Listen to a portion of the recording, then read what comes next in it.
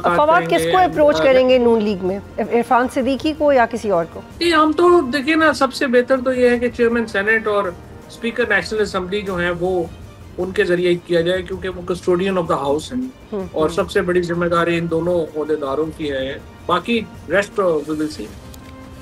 ठीक है, ये भी कोशिशें हो रही हैं कि टेम्परेचर नीचे लाया जाए, लेकिन आप भी ये कह रहे हैं तो वो नैरेटिव जो जेल के अंदर है और जो जेल के बाहर है और जो केपी की नई लीडरशिप है वो टेम्परेचर तो नहीं नीचे आने देगी। तो इसमें क्या आप ये करेंगे कि वो लोग जो पीटीआई के आपके दोस्त आपके साथ हैं, आप लोग फिर मिलके भी बैठेंगे और सिर्फ फ़ोन की हद तक कि आप पसे पर्दा बातचीत नहीं होगी और सामने आएंगे? क्योंकि केपी से जब तक टेम्परेचर नीचे नहीं होगा, जेल का टेम्परेचर भी नीचे नहीं होगा और ओवरऑल भी टेम्परेचर नीचे नहीं होगा।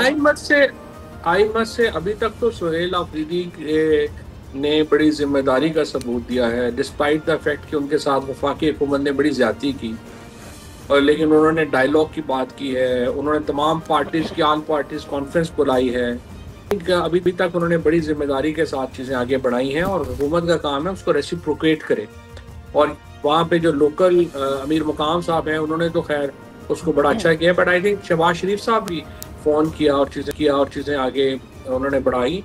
तो आई थिंक माहौल इतना बुरा नहीं है जितना मीडिया देखना चाह रहा है। ठीक है, फवाद साहब, शेख वकास अकरम ने कहा कि ये सब आप पार्टी में आने के लिए कर रहे हैं और माजी में भी आपके बारे में ये कहा जाता रहा है और आपने कहा भी है कि पीटीआई आपकी पार्टी है, लेकिन ये परसेप्शन अब ज़्यादा वैलिड हो गया है कि ये सारी मुहिम आप इसलिए चला रहे हैं कि आप पार्टी में वापस आ जाएंगे।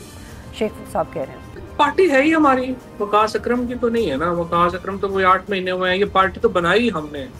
पीटीआई इक़्तिदार में आई है तो वो हम जैसे लोगों की वजह से आई है। हमारा जो एफर्ट्स हैं, हमारी स्ट्रेटजीज हैं, हमारी वजह से पार्टी इक़्तिदार में आई है। पार्टी हमारी है, इसमें क्या शक है।